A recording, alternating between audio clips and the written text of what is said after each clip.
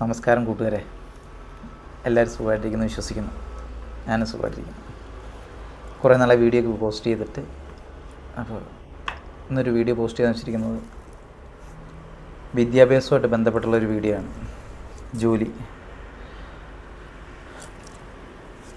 Overseas educational consultancy, അതായത് വിദ്യാഭ്യാസവുമായിട്ട് ബന്ധപ്പെട്ടുള്ള പുറം രാജ്യങ്ങളിലേക്കുള്ള വിദ്യാഭ്യാസവുമായിട്ട് ബന്ധപ്പെട്ട് പോകുന്നതിന് ഇതാണ്. പാലക്കാടിലെ ഏറ്റവും മികച്ച രീതിയിൽ ലീഡിങ് നിൽക്കുന്നൊരു കമ്പനിയാണ് എഡിക്കോസ് അബ്രോഡ് എന്ന് പറയുന്ന കമ്പനി. പാലക്കാട് പാലാട്ട് ഹോസ്പിറ്റലിന് അടുത്തായിട്ട് മാധവ ആർട്ട് ബിൽഡിങ്ങിൽ എഡിക്കോസ് അബ്രോഡ് എന്ന് പറഞ്ഞ കമ്പനി. അപ്പോൾ അതിലേക്ക് 3 പോസ്റ്റാണ് ഒഴിവ് വന്നിരിക്കുന്നത്. 2 പോസ്റ്റ് സ്റ്റുഡൻസിൻ്റെ കൗൺസിലിങ്ങിന് 2 പോസ്റ്റ് ഒഴിവുണ്ട്. സ്റ്റുഡൻസ് കൗൺസിലിംഗ് ഉണ്ട്, അതിന് 2 പോസ്റ്റ്. അത് 15,000 മുതൽ 25,000 വരെ ശമ്പളമുണ്ട്. പിന്നൊന്ന് ആപ്ലിക്കേഷൻ പ്രോസസ്സിങ്ങിന് ഒരാൾ, അതും 15,000 മുതൽ 25,000 വരെയാണ് അതിലും ഒഴിവുള്ളത്.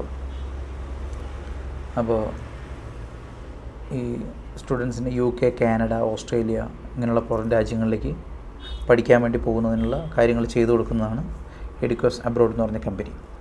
നിങ്ങൾക്ക് തന്നെ നോക്കിയറിയാം, പാലക്കാട് അത്യാവശ്യം ഏറ്റവും നല്ല രീതിയിലുള്ള മികച്ച രീതിയിലുള്ള സേവനം കാഴ്ചവെക്കുന്നൊരു കമ്പനിയാണ്. അപ്പോൾ അതിലേക്കാണ് ഈ 3 പോസ്റ്റ് വന്നിരിക്കുന്നത്. അപ്പോൾ ആർക്കെങ്കിലുമൊക്കെ ഉപകാരപ്പെടുന്നവർ ഈ വീഡിയോ ഒന്ന് ഷെയർ ചെയ്ത് കൊടുത്താൽ ആർക്കെങ്കിലും ഉപകാരപ്പെടും.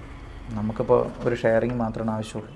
അപ്പോൾ ആരെങ്കിലും ഈ വിദ്യാഭ്യാസവുമായിട്ട് ബന്ധപ്പെട്ടവർക്ക്, ഇതുപോലെ ജോലി അന്വേഷിച്ച് നടക്കുന്നവരുണ്ടെങ്കിൽ അവർക്ക് ഉപകാരപ്പെടട്ടെ.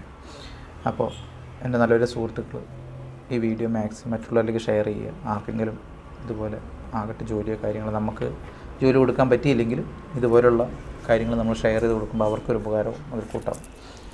അപ്പോൾ ഇനി അടുത്തൊരു വീഡിയോയുമായിട്ട് കാണുന്നത് വരെ നന്ദി, നമസ്കാരം. ഞാൻ ഒരു കാര്യം പറയാൻ മറന്നുപോയി.